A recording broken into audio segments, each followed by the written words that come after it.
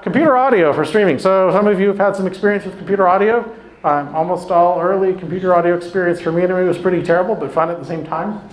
I talked a little bit about this before. The shortest signal path principle does not always apply. The reason it doesn't apply is because computers are noisy, horrible things that you don't want to have in your listening room. And there's no penalty for putting them far away. So listen, we're streaming music from Tidal. I don't even know where Tidal servers are, but they're not in this building. They're far away. Doesn't hurt the sound that they're far away. They could be in Norway or whatever. I like Norwegian music, actually. So they could be far away and it won't hurt. So signal, and that's a very long signal path, right? If you were trying to run like a turntable signal from Norway to here over an analog cable, yeah, that ain't gonna work. But for digital, it's gonna be okay. And we'll talk more about why that is and how the protocols work at a very high level. So there's no such thing as generation loss in digital. If you're ripping a CD and then you make a copy of the files, and then you make a copy of those files, and you do that 100 times or 1,000 times, and then you compare the final copy to that first copy, unless there's something broken with your computer, they'll be bit for bit identical. This is good because it's getting close to tax season, and you don't want like the IRS to be like, well, you know, you didn't really use a very good USB cable for copying these files up, and so your return looks a little off. We're going to need to charge you an extra $10,000 this year. We depend on that stuff to work, right? And so as long as we're in that domain, in that digital domain, it can be pretty reliable. And I'll explain a little bit about how it works. So in digital network communications, it works, the transfer happens like a conversation. So I'll say, hey, my friend, how are you doing? And then I'm going to wait for him to respond. And if he didn't hear me, I'm going to say, hey, how are you doing? And we'll go back and forth until I get a response from them that it looks like we made some communication. He'll say something to me, and if I don't understand it, I'll ask him to repeat himself. I might ignore it, but I'll ask him to repeat himself, and we'll go back and forth. It's a conversation. And that's what these computers are doing when they're talking to each other. When this guy sends a bit of music information to this guy, if this guy didn't get it over the network, he's like, whoa, wait a second. I'm doing these little calculations for every little frame that I get, and if the calculation that this guy provides a calculation of what that frame should look like, it's what's called a checksum, and this guy will compare what he got he'll do the same math on that piece of information, and if he doesn't get the same answer to that math problem that this guy did when he sent the information down, they'll say, whoa, whoa, whoa, you need to send that again. That wasn't very good. Or sometimes if it's over a long connection, this guy might send a piece of information to this guy and not hear back, so he'll send it again. Or he'll send it like several times. And it'll be up to this guy to say, oh, wait, I've already got that one. I don't need that anymore. They'll deduplicate the packets. Or sometimes they'll show up in the wrong order. So it'll be, measure 3 of a song and then measure 13. This guy gets measure 13 first and then measure 3. And he's got to try to figure out how to put it all together. But on the network protocol side, these guys have a conversation. They're going back and forth. They're handling all that stuff so that by the time the audio gets to the point where it's going to come out of the digital outputs to a DAC, it's all been assembled, it's all been ordered, it's all been put together. Now, if you have a noisy, crappy network, these guys have to repeat to each other a lot. That noise, the noise that is resulting from that extra chatter is going to impact the sound quality a little bit. And the reason for that is, I was talking to somebody else when they were up here. In the analog world, noise and distortion are, they tend not to be a huge deal. You put your ear up to a tweeter, you might hear some hiss or whatever. You put it on your tube amplifiers, they're not typically dead quiet. A lot of people prefer the sound of tube amplifiers because they intentionally or not add even order harmonic distortion. It gives us a richness to the tone that wasn't part of the original mix. It's a pleasing result. Like I said, we're in here for fun. We're in here to enjoy the sound of things. And if that sounds better to you, and it sounds better to a lot of people, and it's not a mystery. A lot of people who are in the recording industry, and I've got a link to a presentation that's later on in the slide that you can look at on your way home. But a lot of people, when they're making music, they'll intentionally add even order harmonic distortion to the sound. People do it with guitar amps and all kinds of things all the time. It sweetens the music. It's an important part of music creation. The reason that it works is that it has a harmonic relationship with the music that's playing, the distortion that we're adding. So, for example, you might have a 1 kilohertz tone. If it's even order harmonics, you'll have octaves above that, sort of like, let's say it's a note, like an A440, whatever, pick a note. You'll have octaves of distortion components that are related in an octave or maybe in I think it's a third. Anyway, there'll be musical relationships to that fundamental tone that are added as distortion components. And it's, as long as there's not too much of it, it can be a pleasing sound. Are you still getting sound over there? We good? Well, I'm going to give you some odd order harmonics now. Anyway, so odd order harmonics are a little bit more aggressive sounding, and music producers will intentionally add those sometimes to music too. In our audio systems, we don't really kind of like that very much. It's kind of an edgy solid state sound. It still has, though, a harmonic relationship with the fundamentals, and so low levels of that are not like terribly distracting, terribly irritating to most people. With digital, if you have digital distortion products that are introduced because of noise in a digital chain, you don't get harmonic relationships, you get non-harmonic relationships. It's kind of like intermodulation distortion from the FM days, IMD. It's awful. So there's no harmonic relationship or no harmonious relationship with the music at all. It's just there, like, you know, a gnat that's stuck in your ear, or, you know, like I don't know, something uncomfortable that's in your shoe. And it'll bother you. Like, you won't be able to put your finger on it, but you're not having a good time listening to a system if it's got non-harmonic distortion above any kind of same level. So even if that distortion level is like 80 or 90 dB down from the fundamental, if it's non-harmonic distortion, you're going to get up and walk out. And a lot of people, if you've got up and walked out on digital because it didn't sound good to you, it didn't sound like music to you. It was probably because the system was allowing just a tiny bit of noise to get in, and when it went through the sort of meat grinder of digital to analog conversion, that resulted in some non-harmonic distortion products that were spoiling the whole experience for you.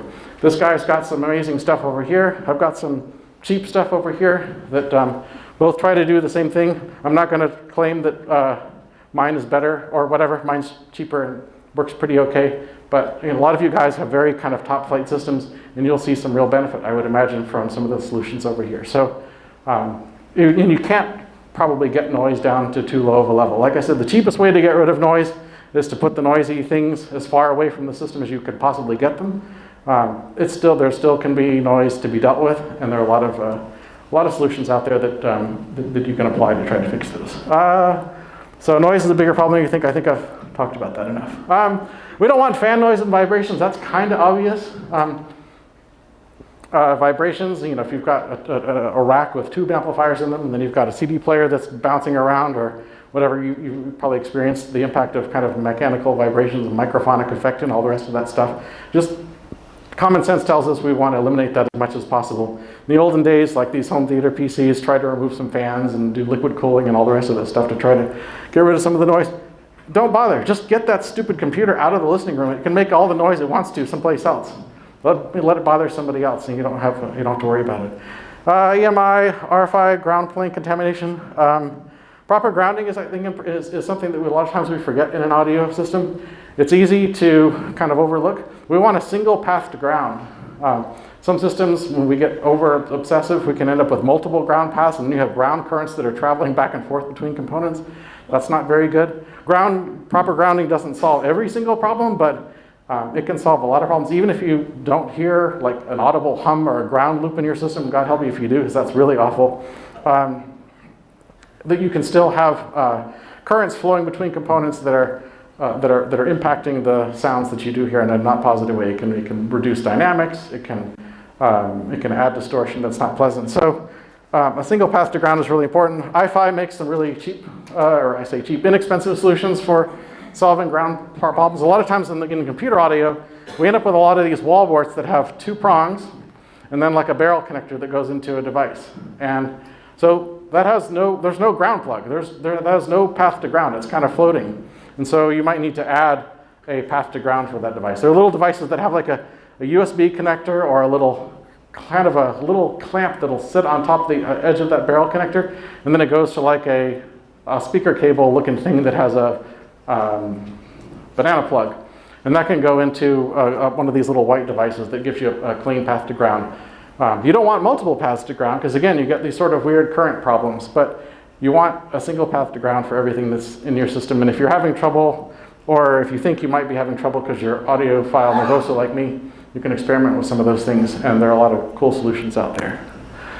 A noisy CPU is a busy CPU. We talked about all this stuff, I think. Get the computer as far away from the system as possible. Bursty Transfers, noisy. We talked about that a little bit. So if you have Bursty network transfer, I'm going to download an entire CD before I start playing it or whatever. That's Bursty, and that's going to have a higher noise signature in your system than Rune's approach, which is just sort of very gradual, a few bytes at a time. Yes, sir? Maybe I'll talk a little bit about measuring the noise. What do you use to measure? That is a very good question. My solution for measuring noise, because I tend to do all this stuff on a budget, is I take out a notepad. I go up to my room every day for a week, which I would do anyway, usually around 10 p.m. at night. I sit down and I put music on. And at first I kind of write down like what I think my state of mind is. Am I stressed? Am I worried? Am I tired? Am I hungry? Whatever it is.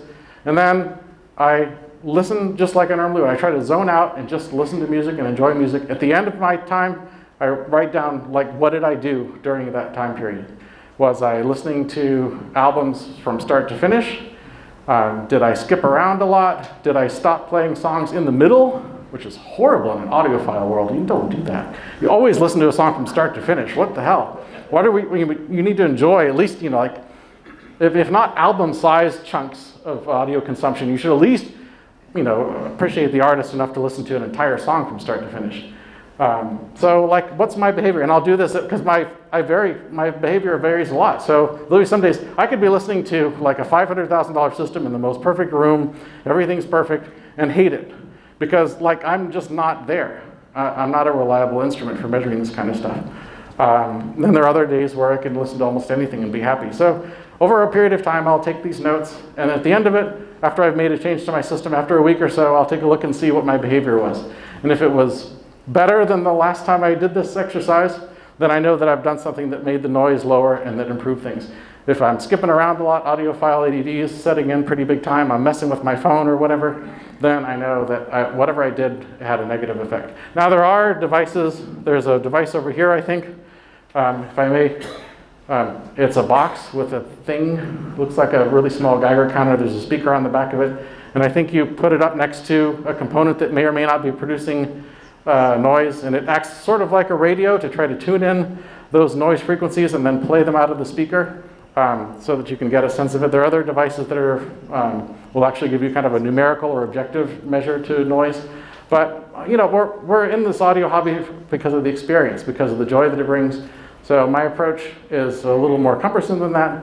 But if over time I find that I'm able to settle in, enjoy the music, listen to albums from start to finish, then I know that I'm on a right path and that it's working. Yeah. David, just to add to what you're saying about the noise, the whole central tenet of that system that I kind of demoed for some of you guys during the break is to reduce noise. That is overarching principle. Yeah, I agree. That's what it's all about. This is sort of noise 101. You guys you need to get to at least this level. There's not a single thing on this table as a single component that's more than $500, and most of them are a lot less than that. You should, if you're interested in streaming, this is kind of the baseline. This is where I'd like everybody in the room to be if they want to go down this path. And you're going to at some point, right? Because at some point you won't be able to get music any other way. Certainly not new music anyway. So you're going to have to figure this out at some point. I'd like for everybody in this room to kind of get to this place as a baseline, but just know that there's other things out there beyond that you can explore. I think get a good start and then build on it from there is a smart approach. All right, I think I've talked that to death. Best practices, we talked about that a lot. So the A in DAC stands for analog. Anybody, are you with me? Did we forget that? So, like all the stuff that you knew and learned from your entire career as an audiophile, everything that we can hear is analog signals at some point. It has to go through that analog and then through a transducer for us to hear it. At some point, we'll have neural implants that allow us to hear things digitally directly, bypassing this sort of, compression of air and all this other very primitive mechanism that we use for getting sound into our heads. But until that happens, analog is going to be an important part of our life. And so all the stuff that you learned about doing analog properly applies to all the streaming stuff as well. So don't let anybody tell you, well, you're doing streaming now, so you don't have to worry about the stuff anymore. It's all gone. That is complete bull stuff. It all matters very much. Let's see. So most data transfer is bit perfect and without generation loss. Talked about that a little bit before. Copying files between devices. You're not going to have any generation loss there.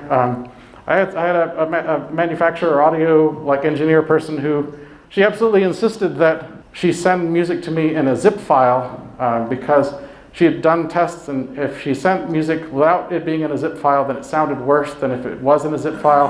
And then copying to certain types of thumb drives sounded better or worse than others, and so she offered to send a special thumb drive that had been certified as more sort of audiophile than others. I'm going to tell you that files at rest, there's no generation loss in the digital world. I think I've been trying to come up with a good analog for this, but I think it's like if you took a score of a Mozart piece and put it in a copy machine and ran it, through the copy machine 20 times, generation after generation. Like the final copy is going to be a little bit fuzzy, but a really good cellist is still going to be able to play that piece.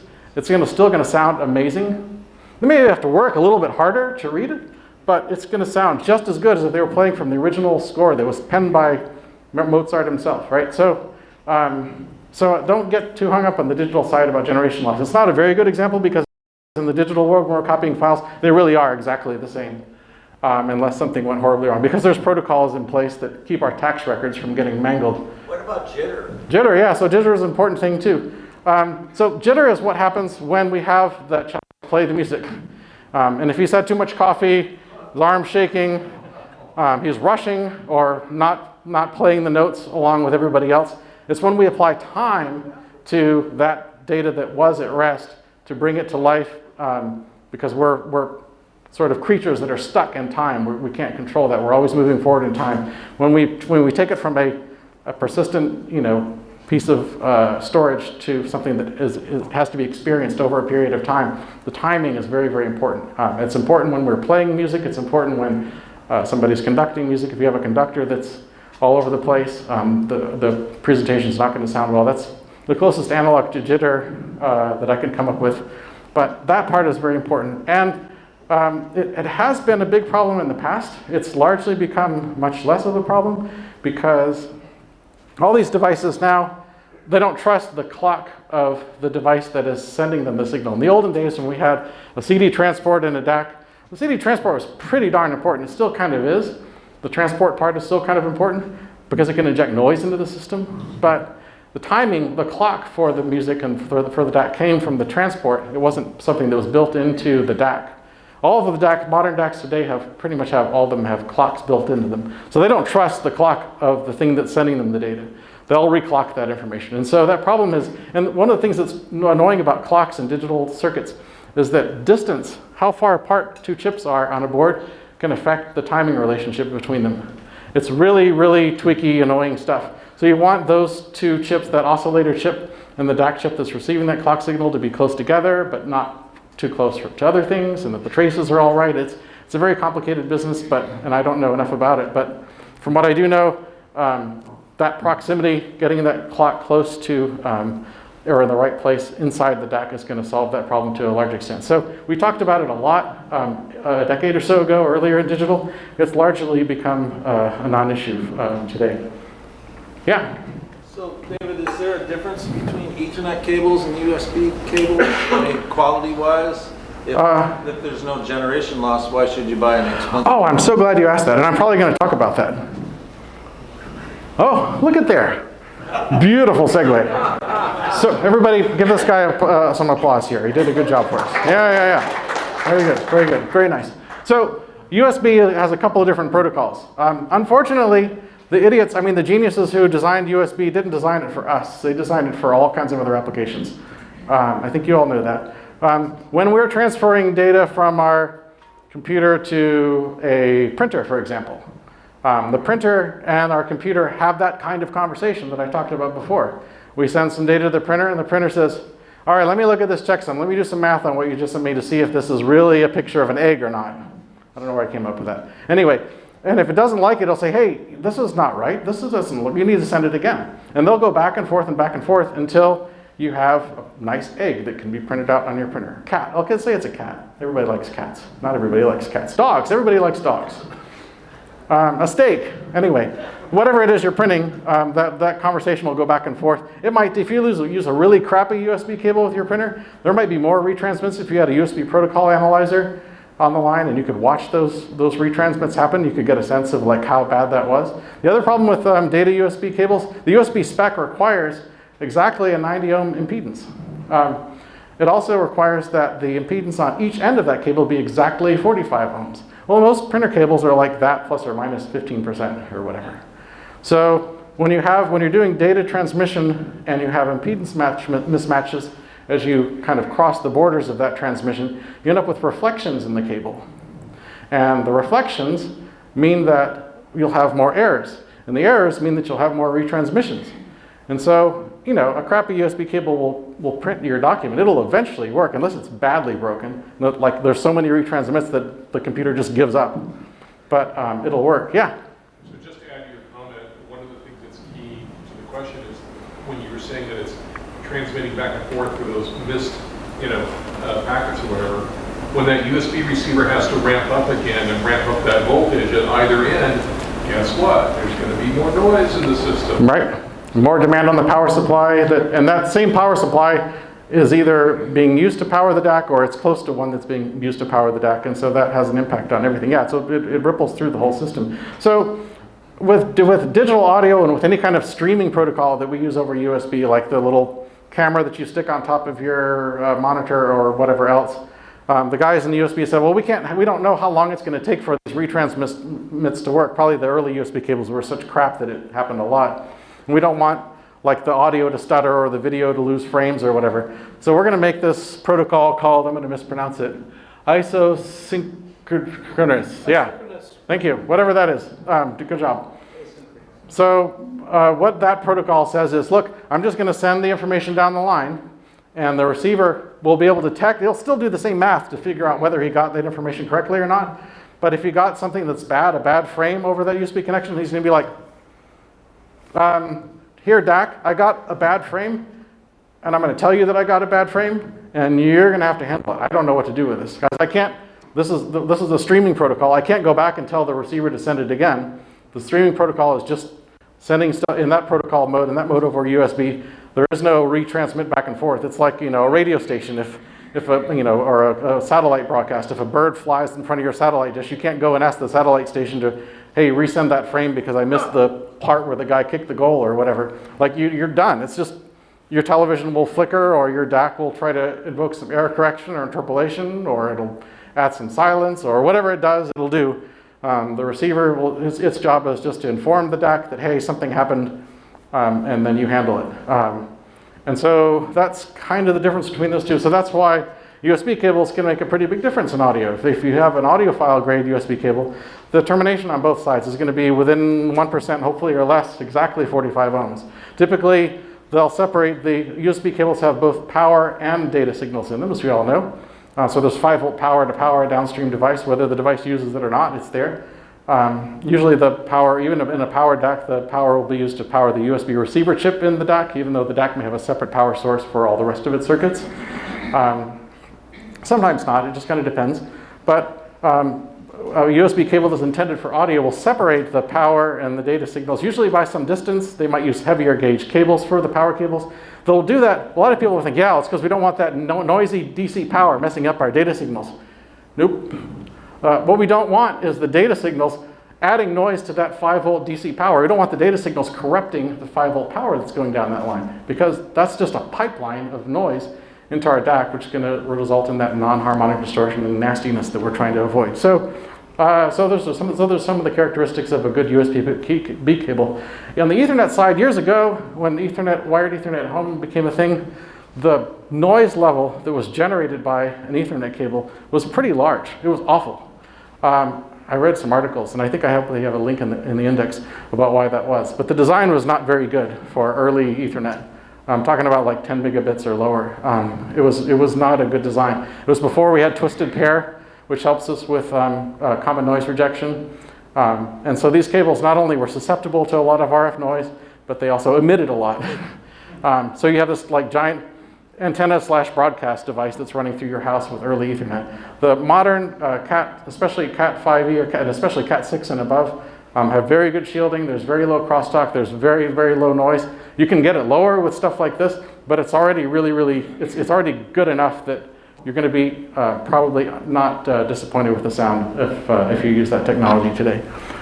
So there are audiophile network cables that claim to do different things. There's some over here. I don't have a lot of experience with them. I think it's something you can experiment with, just like you'd experiment with power cables or listening in the nude or whatever you guys do at home. I don't want to know about it. All right, I think so SPDIF, we talked about jitter. So timing can be, there can be timing distortion, phase distortion in clocks.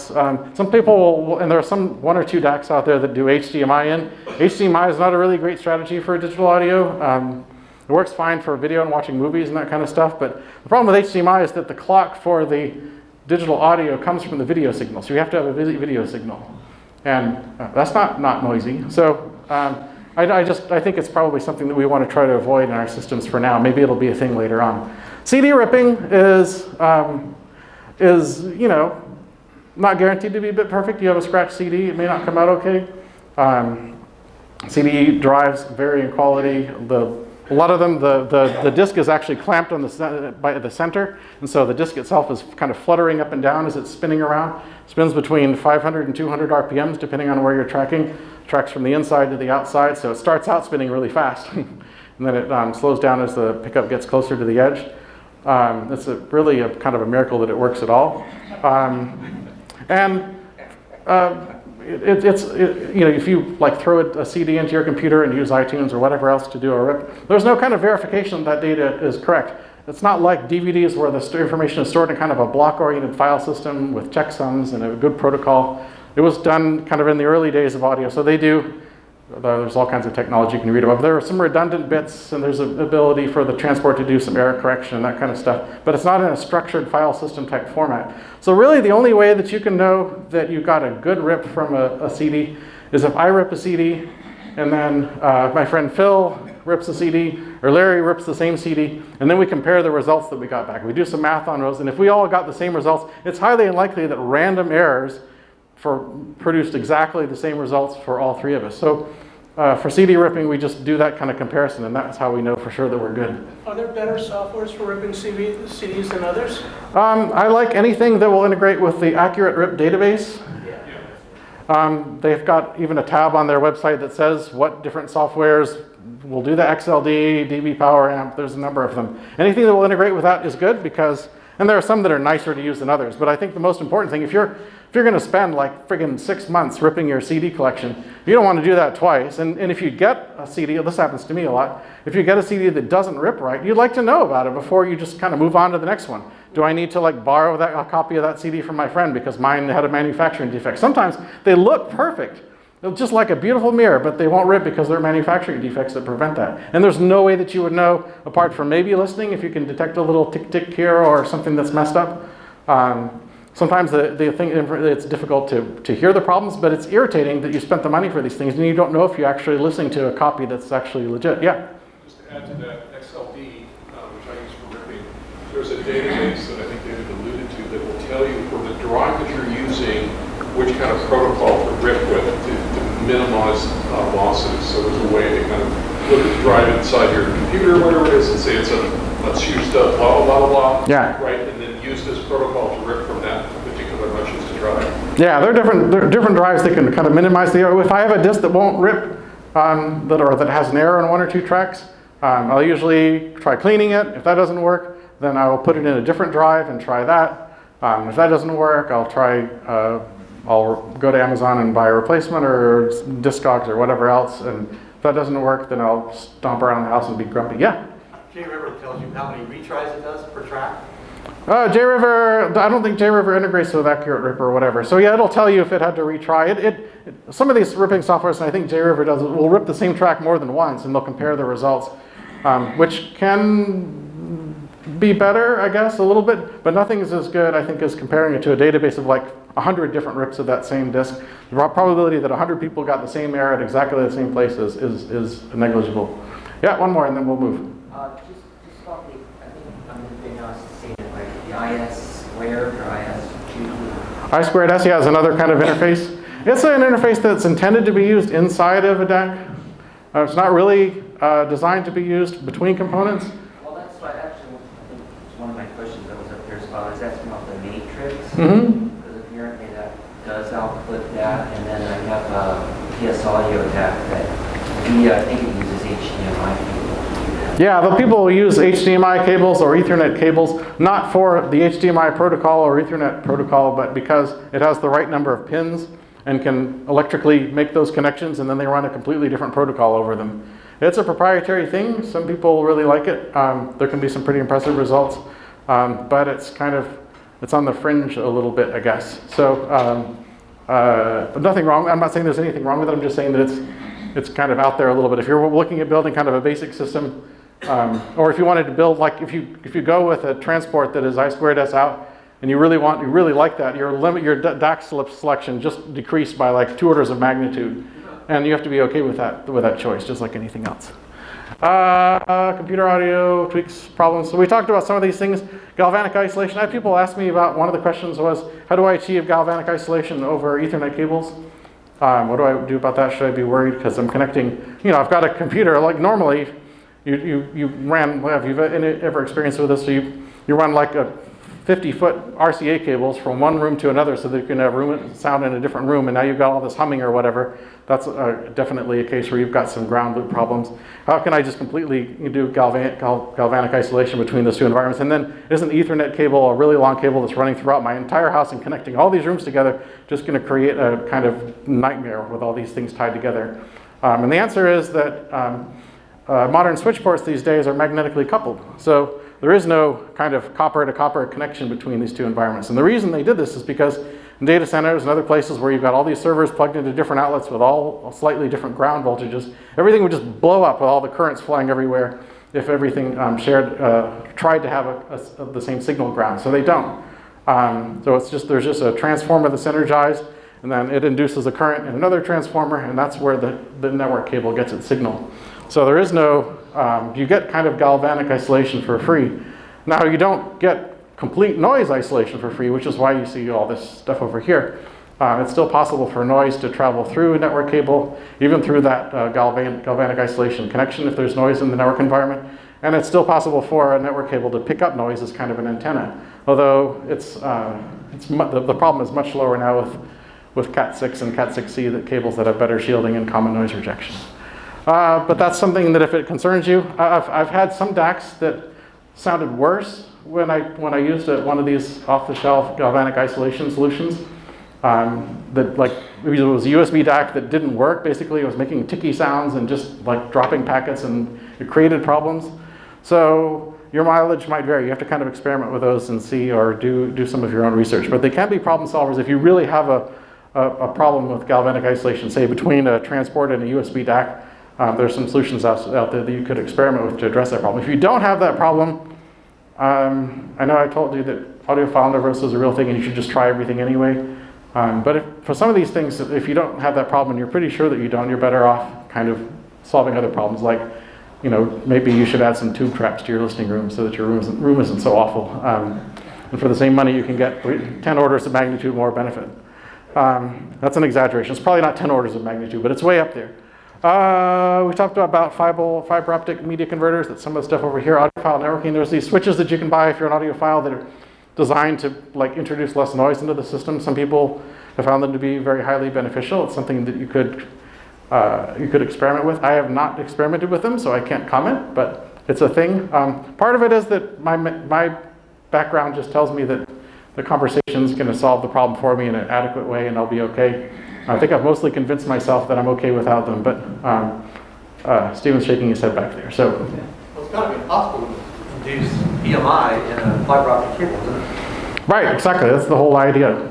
I'm concerned about the fiddly part of, okay, I've converted a digital signal from copper to fiber, so that's not going to be a perfect conversion process, and then I'm converting that signal from optic back to copper. So there's some kind of transducers in a way, not really the right term, but you get the idea. They're signal converters in a way. And so do the benefits that I would get from that outweigh the losses that I'm experiencing by having this additional kind of hardware in the environment? Some say yes, some say no. I have no idea. And for long runs, like a 500-foot run sometimes, that would go fiber optic. Yeah, I mean, if your house is 500 feet, you definitely have that problem, and you should explore these solutions. The Ethernet is really kind of only good for, 100 meters, I think, or something like that. So if you have 500 feet, then I'm very happy for you. How fast is the fiber optics compared to wire?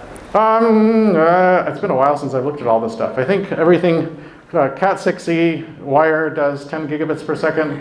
Fiber does at least that, I would imagine. I don't know. Oh, yeah. Yeah. Depends on the transducers on each end. Yeah. It goes way up. Yep. But for audio, you need, 10 or 12 megabits a second is going to be plenty for audio for most people. So 10 gigabits is going to be massive overkill. Everything that's on this table here is, except for my connection to my cell phone, is just gigabit, and that is really cheap. You can buy nice gigabit switches that are reliable anyway. We can have debates offline about whether they sound good or not, or if sound even is a thing with the Ethernet. But yeah, you don't have to spend a lot these days for networking stuff, unless you feel like you have a problem, and then you should explore it. Power conditioning, all that stuff applies. Music file resolution, people are interested in MP3C. I think we talked about all this stuff already. Not DSD. So DSD is a thing. So here's the reality. The reality is that almost all the music that you can get your hands on that's been pre-recorded is available in PCM. One of the benefits to this particular strategy, there are some DACs that struggle to produce good sound quality with PCM, but they have native DSD support, so they can produce DSP. You were talking about a problem that you had with one of yours. But one of the nice things about the approach of having this server that's off in a closet someplace is that you can have that server do conversion of PCM to DSD in a fairly high quality way. It can use as much processing power as you can throw at it, and use some very cool algorithms to do a very good conversion from PCM to DSD, so that your DAC doesn't have to worry about that, and now your DAC gets a signal that it likes. There's some DACs that sound much better at 2496 than they do at 1644.1, just because they're using a different filter, or they're using a more gradual reconstruction filter, all that kind of stuff. And so if you could just feed that DAC everything that was 96 kilohertz, then it would be in heaven. Maybe 192 it's not quite that good, or that doesn't work with the trade-off. But none of your music, I could look at my library right now, and Ruin has a feature to do this. It'll tell me how many albums I have that are DSD or 96 kilohertz. It's small, right? It's like low single-digit percents. But you have your music server grind away at figuring out what each output in your house likes, and just sending it that. It's making a lot of noise, but it's making a lot of noise in a closet that you never go to because we don't wear coats in California. So it's fine. So that strategy kind of solves that.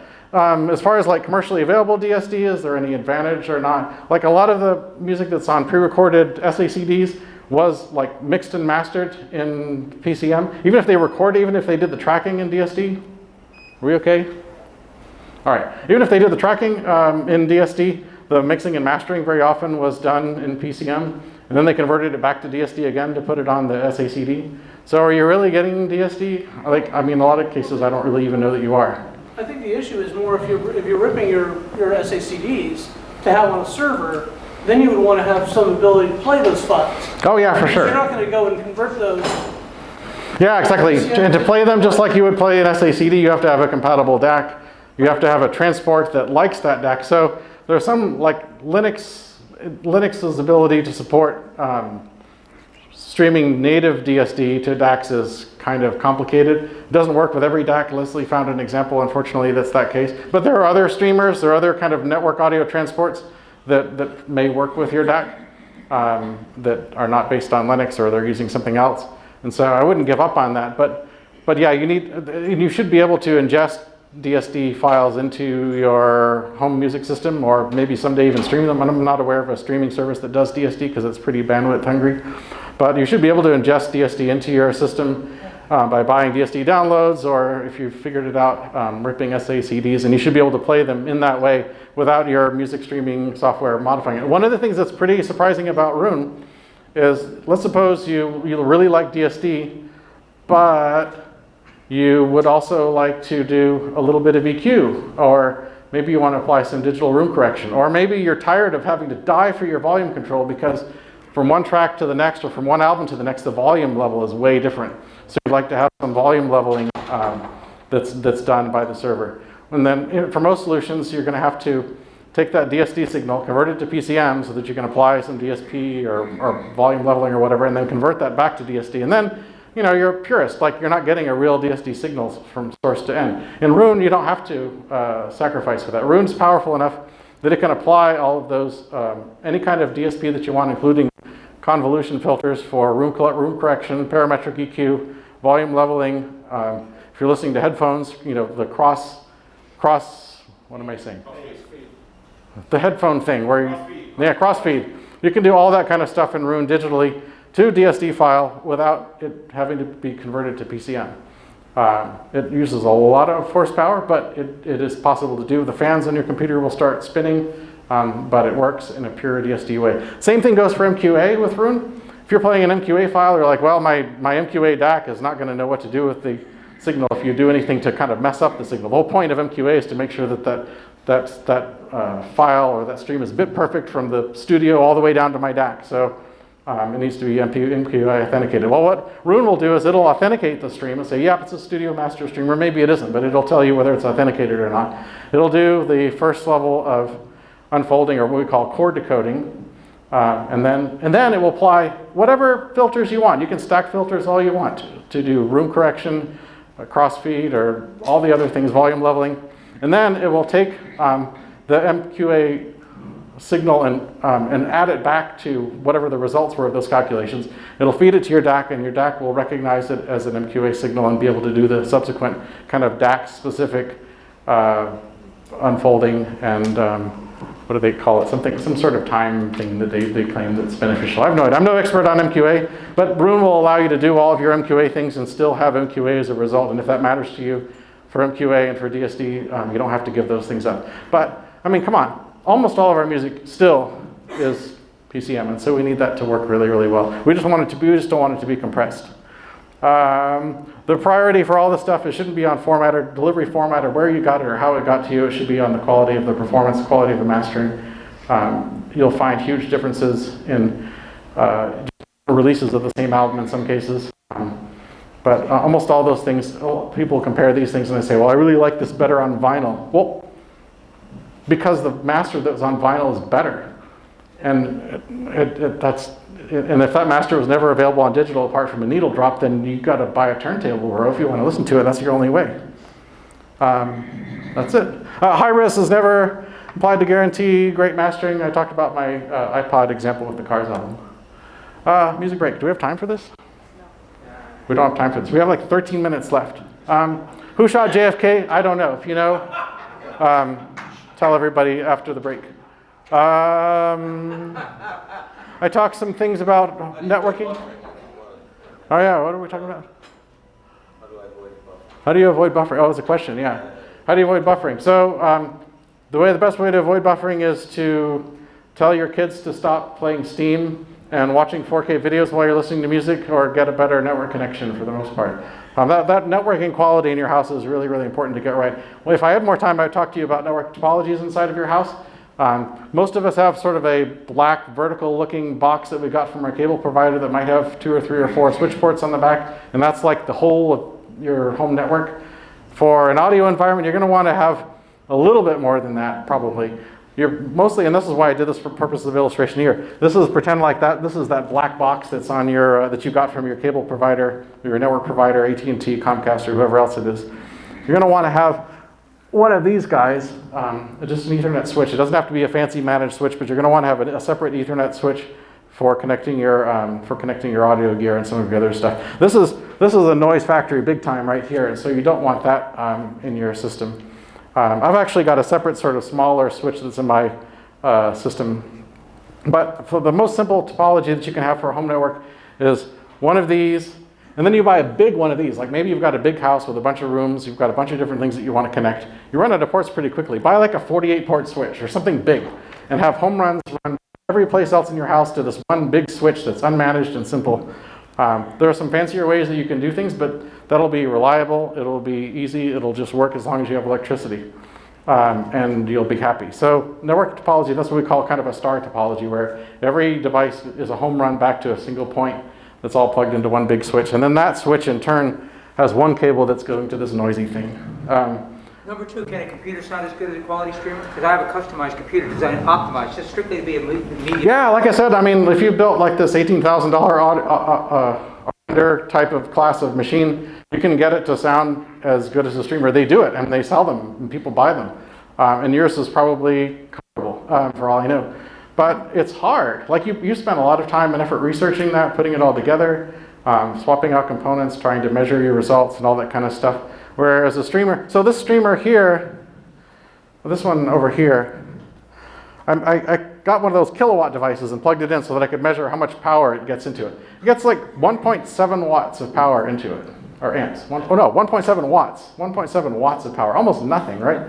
So we know that radiation is energy. It has to come from somewhere. There's almost no energy going into this thing compared to like a full-size desktop PC, which is typically around a draw of 40, 50, 60 watts, something like that.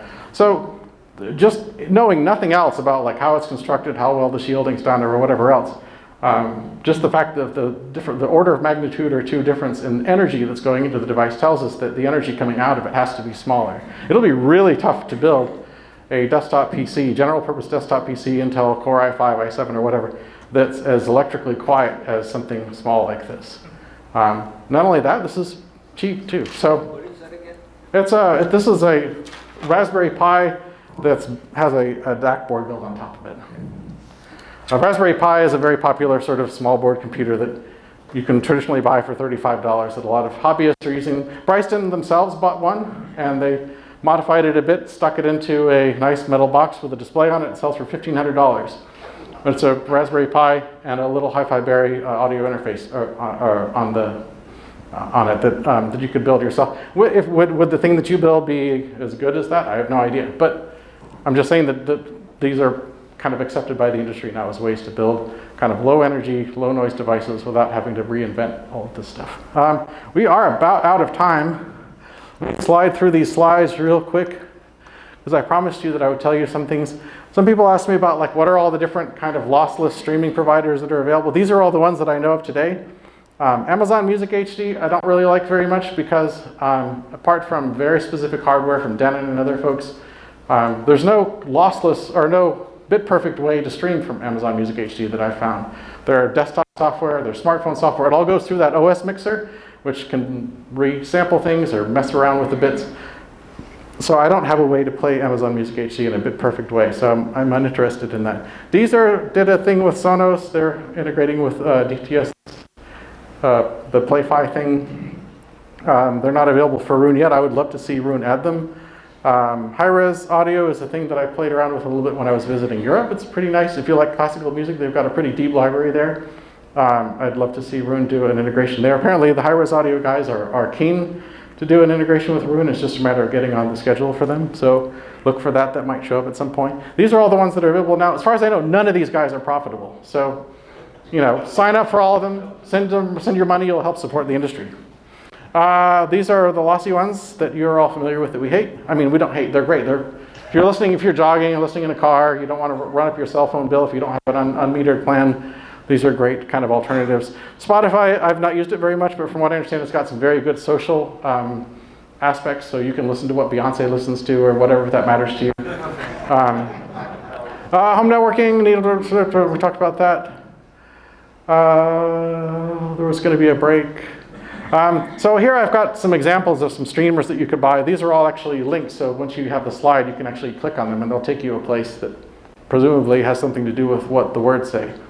The point of this, though, is besides giving you some links to things that I know work well, some of which I've tried, others I just know friends or have people who've tried, is that you can spend any kind of money that you want on these things, really, right? So we're kind of a $129 range up to $28,000 or so. Do you have an opinion about anything? I know all of these work really, really well with Roon, and they're nice in general. The Bryson BD Pi thing I feel like is a little bit of a party piece, I guess, rather than something that is necessary at that price point. But I mean, it's got what does Bryson have? A 7-year or 20-year warranty or something like that. So if you want something that won't break, or if it does, you can get it fixed. That's good. The Allo things are nice. That's what I've got here on the table. I've got one of them. No, I don't. I'm sorry. I don't. These are streamers. I've got Allo streamers at home. I don't have an Allo streamer. The Allo things are great. They ship from Bangalore, India, so sometimes it can take like 3 weeks for you to get something. If there's a support issue, then they have to send you like a whole new thing. So it's lower cost, but you have to be aware that with that cost, you're not going to get Bryston level support. Some of the products I think are similar to things that are over here in this range. These are transports, so it's an Ethernet in and digital audio out. You provide the DAC. So some examples there.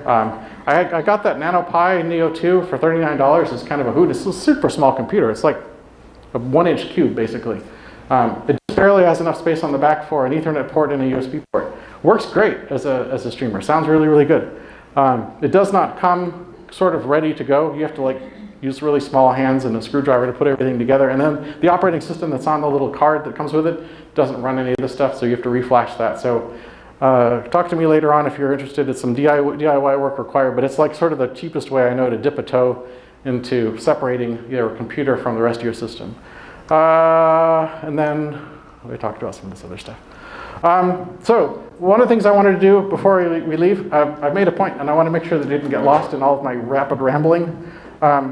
This is the core, and it doesn't matter what software you use. If you're using Audiophile in a network streamed environment over DLNA, if you're using JRiver, or if you're doing like I've suggested here and using Rune, this is kind of your music server. And there's something that we don't ever do with a music server. We don't connect a DAC to it. So I want you to repeat after me. I will never connect a DAC to core. Say it.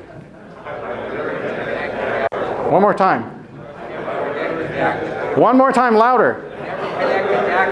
All right, I love you guys. You guys have been a tremendously informed and also inquisitive audience.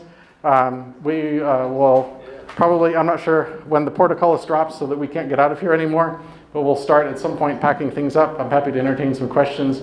Larry can share my contact information with all of you so that we can be in touch on social media. I don't tweet, but I read tweeters.